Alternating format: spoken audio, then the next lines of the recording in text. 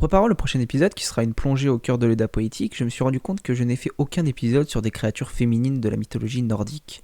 J'ai donc souhaité corriger le tir aujourd'hui en vous parlant de l'une des créatures, l'une de mes créatures préférées de ce panthéon.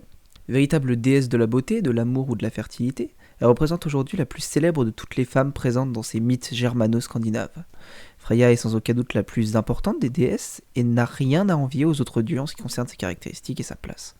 Nous allons donc tenter, comme pour Loki, Balder ou Thor, de dépeindre cette déesse aux multiples facettes, vous allez le voir. Puis je vous parlerai d'un projet qui me tient particulièrement à cœur, et de quelques actualités littéraires intéressantes et en lien avec le sujet du jour.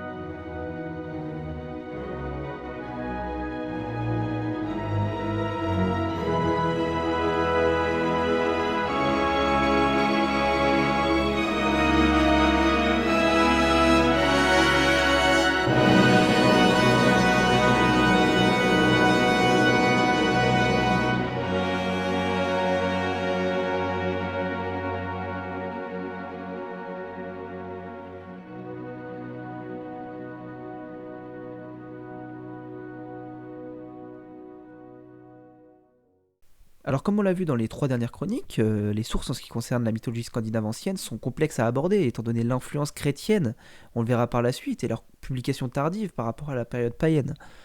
Dans le cas de Freya, comme pour Thor, Balder ou Loki, cette dernière est présente dans de nombreux écrits. La source principale que nous avons sont les écrits de Snorri Sturluson, grand mythographe médiéval qui va développer au XIIIe siècle un grand manuscrit relatant les mythes de ses ancêtres. Ce livre est divisé en 3 parties, je le rappelle, le Gylfaginning, le Skaldskaparmal et le Hatatal. Mais le problème de ces écrits reste leur datation. Nous sommes dans une période postérieure à la période viking qui s'arrête au XIe siècle, je le rappelle. Cette distanciation de 2 siècles va poser un doute sur la véracité de ces écrits, étant donné que Snorri était chrétien. Mais c'est la source, néanmoins l'une des sources majeures que nous ayons et qui a passionné de nombreux écrivains tels que Tolkien ou autres. La source la plus fiable, cependant, reste l'Edda poétique, qui est un recueil de poèmes compilés au XIIIe siècle, dans un manuscrit perdu qui a été copié sur un codex, le codex Regius, et qui regroupe des récits gnomiques, héroïques ou mythologiques, qui permettent de détailler beaucoup plus les connaissances de cette civilisation. Dans le cas de Freya, cette dernière est sans aucun doute la déesse la plus citée dans l'Edda de Snorri et dans les poèmes composant l'Edda poétique. Elle apparaît dans de nombreux récits comme la Trimskvida, le chant de Trim, le Gylfaginning, ou plusieurs sagas comme la Ynglinga saga, une des parties les plus importantes de la Heimskringla, qui décrit les récits des premiers rois de Norvège. Mais vous allez le voir, son importance est capitale dans tous ces récits, au même titre que d'autres personnages comme Thor, Balder ou Loki.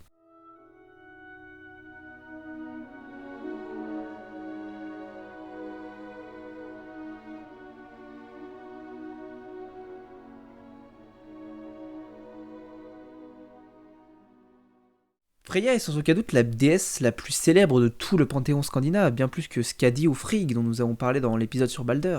Cette popularité coïncide avec son importance au cœur de l'Edda. C'est attesté par Snorri Sturluson au chapitre 24 du Gylfaginning, disant que Freya est la plus glorieuse des déesses. Nous sommes donc sur une entité plus que majeure de tous ces récits, au même titre que Loki, Thor, Tyr ou même Balder. On y retrouve même une comparaison avec Odin dans de nombreux écrits dont nous parlerons juste après. Les capacités et la place de Freya au cœur de ce panthéon nord-germanique est plus vaste, créant ainsi une confusion au sein des spécialistes. Ce sont des fonctions assez opposées, vous allez le voir. Comme pour Loki, elle possède plusieurs facettes contradictoires, faisant débat. Mais dans un premier temps, revenons sur sa genèse. Freya est une déesse Van, un groupe de dieux ennemis des As depuis la cosmogonie de l'univers. Contrairement à ces derniers, ils sont beaucoup plus liés à la fertilité, la magie et la fécondité. Elle est la fille de Njord, un dieu Van, donc, et a un frère jumeau qui n'est autre que son équivalent sous une face masculine, à savoir Freyr. Les deux se confondent et sont la même personne, mais divisées en 2 identités distinctes. Régis Boyer nous exprime son avis sur ce sujet. Ce sont visiblement des divinités agraires, et à ce titre, ils participent volontiers de la thématique de la gémellarité, attestée depuis très longtemps dans le Nord, ou de celle de l'androgynie. C'est d'ailleurs une fonction qui les rapproche d'autres mythologies, comme les Dioscures chez les Grecs, avec Castor et Pollux. Mais pour revenir à ces 3 identités, Régis Boyer nous rappelle également ceci. Ces 3 dieux sont les plus importants des Vannes, représentant ainsi un trio trouvant ses racines dans des sources indo-européennes. Freya, quant à elle, possède également une maison, Folksangar, qui est grande et dont nous parlerons par la suite. Cela nous rappelle évidemment Balder et Thor, qui eux aussi ont des propriétés. En bref, Freya est une déesse vanne et représente une déesse importante dans toute cette théogonie, surtout au vu de sa place et de ses capacités, nous allons le voir.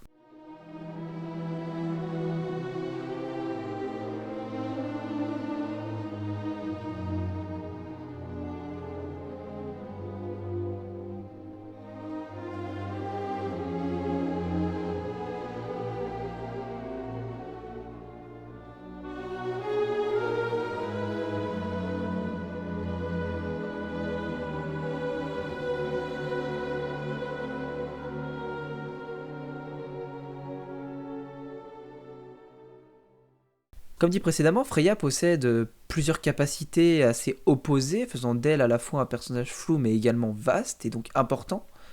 Dans un premier temps, ce qui caractérise véritablement Freya est son lien avec la fécondité et la fertilité. On le remarque notamment via les Kenningar, elle possède plusieurs noms en lien avec ce rôle, comme Syr, qui signifie truie, faisant un lien avec le principe de la fécondité. On la surnomme également Giffen, qui signifie la donatrice, faisant un lien avec la fertilité directement. Les Skalds et autres poèmes du Nord utilisaient ces Kenningar non sans raison, il faut le savoir, tout cela avait un sens. Ensuite, il est important de rappeler que son père s'appelle Njord, qui signifie la terre en vieux norrois, ce qui créait un lien évident entre la déesse et la fertilité des sols, et même de la nature en général, comme pour Sif par exemple, dont nous avons parlé dans l'épisode sur Thor. Et sa mère est tout simplement la déesse de la fertilité. N'oublions pas que ces rôles ne sont pas figés dans ces récits qui nous servent de source. De plus, dans le voyage de Skirnir ou Skirsnisfer, son frère jumeau Freyr s'accouple avec la terre, Gyrd, lors d'un périple. C'est la véritable représentation d'un culte phallique. Et donc cette image de la représentation de la fertilité va beaucoup marquer les Scandinaves, donnant un rôle presque de déesse mère à Freya, comme pour Frigg. C'est d'ailleurs une des raisons qui divise les spécialistes, car ces dernières se confondent dans les sources que nous avons.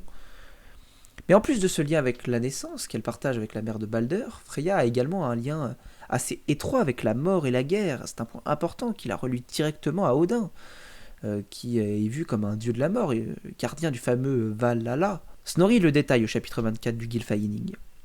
Où qu'elle aille au combat, Freya reçoit la moitié de ceux qui tombent, et Odin l'autre moitié. Cette description de Freya est assez évocatrice de sa place dans la mort des guerriers vikings, les Einherjar. Elle les reçoit dans sa demeure, qui est comme celle de Balder ou Thor très importante et assez essentielle à l'instar du Valhalla. Elle y héberge une partie des guerriers donc. Ensuite, nous pouvons souligner sa capacité magique assez mystérieuse en lien avec le monde des humains et particulièrement les Volva. Vous savez, ces voyantes qui régent le destin des hommes, qui sont beaucoup présentes dans la culture populaire actuelle. On retrouve comme pour Odin une dimension chamanique avec des pratiques comme on pouvait le voir en Asie ou dans d'autres civilisations. Ces capacités sont expliquées dans la Ynglinga Saga dont je vous ai parlé juste avant, écrite par Snorri Sturluson à peu près la même période que l'Edda, 13e siècle. Freya fut prêtresse sacrificatrice. Elle enseigna la première aux As le Seder. Le Seder étant tout simplement une forme de magie permettant aux Volva de décrire l'avenir par exemple, mais ce n'est pas que ça. Ça a aussi une place importante dans ce panthéon scandinave. N'oublions pas sa capacité pour se déplacer, qui n'est autre qu'un manteau de plumes le permettant de voler comme nous pouvons le voir dans le champ de Thrym, lorsque Loki souhaite lui emprunter cette veste, ce manteau pour se rendre chez Thrym. Elle a également des animaux, dont 2 chats. En bref, c'est une déesse avec beaucoup de capacités. Et en plus de ses attributs guerriers et magiques, Freya est également caractérisée par les Scandinaves comme étant une déesse du mariage, de la beauté et de l'amour. Régis Boyer nous rappelle ceci. Pour Freya, cela ne fait guère de doute que le culte qu'on lui voulait était essentiellement érotique. Elle évoque très fortement certaines divinités orientales, si belles surtout. Freya est donc une déesse d'une grande beauté qui attire l'œil de nombreux êtres de ce panthéon. Dans de nombreux écrits, cette dernière est même comparée à Vénus de la mythologie latine. Dans le chant de Thrym, l'un des plus importants poèmes de l'Edda poétique d'ailleurs, dans lequel le géant Thrym a volé le marteau de Thor, nous avons déjà parlé de ce récit dans l'épisode consacré à Thor. Ce dernier dit ceci. Cacher le marteau à 8000 de sous terre. Nul homme ne le recouvrera si l'on ne me remet Freya pour femme. Ces quelques vers affirment le fait que plusieurs créatures de l'arbre monde sont attirées par Freya. Ici, Thrym demande la main de cette dernière en échange du marteau volé. Nous pouvons également citer son lien avec l'amour et le couple, avec notamment, comme on l'a dit tout à l'heure, cette image de la fécondité. Elle a également eu des enfants avec le dieu Odr. utilisant comme nom dans les Eddas, dans certains Kenningar, femme d'Odr, rappelant ainsi un de ses statuts importants. En bref, Freya est une déesse complexe avec des capacités plus que nombreuses, lui conférant ainsi une place importante dans toute la mythologie nordique. Elle est la déesse la plus célèbre encore aujourd'hui dans la culture populaire, comme avec God of War, par exemple, dans laquelle elle tient une place importante. Et donc tous ces attributs nombreux vont marquer la société scandinave de l'époque, et donc encore aujourd'hui, laissant ainsi une empreinte dans cette culture. Nous allons tout de suite nous intéresser à cet héritage et également au débat autour de la figure de Freya, fille de Njord.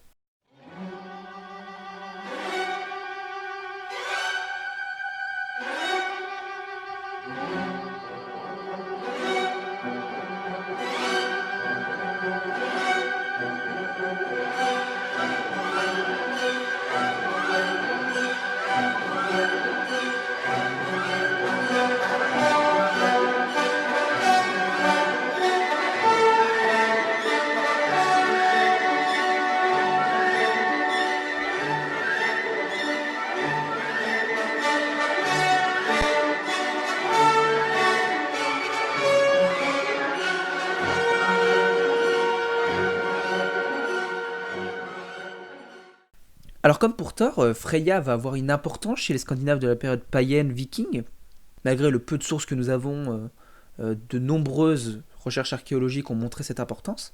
Régis Boyer met l'accent sur la Suède, qui selon lui est le lieu où les cultes phalliques, d'amour ou autres autour de la figure de Freya ont été les plus importants. Au vu de son rôle de déesse de l'amour, cette dernière est présente à chaque mariage, comme pour Thor et son marteau. Et sa fonction de déesse mère, de déesse de la fécondité, va se faire ressentir à chaque naissance. Dans la série irlandaise Viking d'ailleurs, les personnages l'invoquent à chaque nouveau-né. Cela reste une série de la pop culture, mais il ne faut pas occulter cet aspect des rites nordiques. Elle va être présente dans de nombreux cultes sans aucun doute, et cela est prouvé par tous les lieux archéologiques découverts. On a plusieurs lieux en Suède et en Norvège portant étymologiquement un lien avec Freya. Freyjolf, ou temple de Freya, ou Flovi, qui signifie sanctuaire de Freya. C'est une preuve d'un culte érotique ou en lien avec la mort qui correspond à la vision de Snorri dans l'Edda, par exemple. De nombreux écrits islandais mentionnent le bannissement de plusieurs citoyens suite à des injures envers Freya. L'Althing portait donc un regard strict sur ce qu'ils considéraient comme étant leur Aphrodite ou leur Athéna à eux. Rappelons également que dans la société scandinave de l'époque, la femme du bondi, l'homme le plus important du village, prend le pouvoir en son absence et elle est surnommée la maîtresse de maison, ou Husfreyja. Cela montre que, comme pour les autres dieux, Freya va connaître une place remarquable dans le vieux norrois. En bref, Freya va avoir une importance comme pour Thor ou Loki dans le panthéon scandinave, mais également dans les cultes nord-germaniques. Rappelons que selon Snorri, c'est la plus grande déesse, comme dit précédemment, et elle marque la société et va marquer un héritage dans la culture à la fois scandinave mais également anglo-saxonne. Par exemple, le mot Friday il nous vient étymologiquement du nom de la déesse nordique. Et cette influence va se faire ressentir dans la façon dont cette figure a été dénigrée par les clercs. En effet, après la christianisation qui a eu lieu au Xe siècle environ en Norvège et vers l'an 1000 en Islande, les créatures de la mythologie ancienne ont été remaniées par les chrétiens de différentes manières. Comme on l'a vu dans la dernière chronique, Loki était comparé à Lucifer, le héros Sigurd à Saint-Michel avec cette vision de tueur du dragon. Mais dans le cas de Freya, elle va être ridiculisée et tournée en dérision dans des sagas tardives comme dans la saga d'Olaf Tryggvason. Ce côté sorcière en lien avec la mort a dû également jouer sur cette vision diabolisée. C'est un phénomène qui montre bien à la fois la façon dont le paganisme a été attaqué par le christianisme durant le Moyen-Âge, mais également l'importance de Freya pour les Scandinaves. Freya va également marquer la culture populaire aujourd'hui, on le voit notamment dans les derniers jeux God of War, dans lequel elle se confond avec Frigg, étant la mère de Balder. Mais elle va avoir des caractéristiques comme la beauté, la métamorphose en oiseau présente dans l'Edda poétique vue précédemment. En bref, Freya est une déesse importante, la plus importante de tout ce panthéon, bien plus que Sif, Frigg ou Skadi. Elle peut même être comparée à Odin dans certains textes, montrant aussi son importance, et au même titre que Thor ou Balder, une déesse majeure avec un rôle important, avec de multiples caractéristiques et de multiples capacités dans tout ce panthéon scandinave.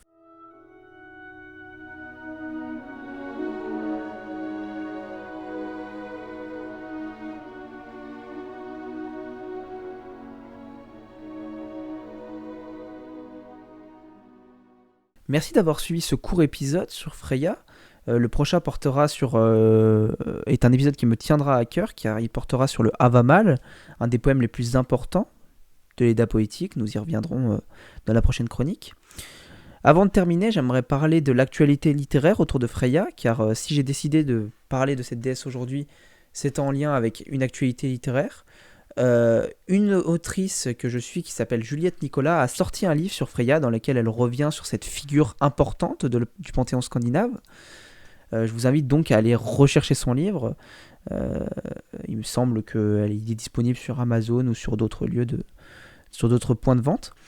Maintenant, j'ai un autre projet qui me tient à cœur, que je développe depuis 1 an. Je suis actuellement en train d'écrire une pièce de théâtre sur la vie d'Éric le Rouge, le fameux Éric le Rouge, le viking ayant colonisé le Groenland. Ça va être dans la lignée des pièces de théâtre historiques. Ce sera plus une tragédie historique, donc en prose. Donc voilà, je vous invite en tout cas à aller me suivre sur tous mes autres réseaux sociaux, et à très vite pour de nouvelles vidéos sur le chant de Mimir.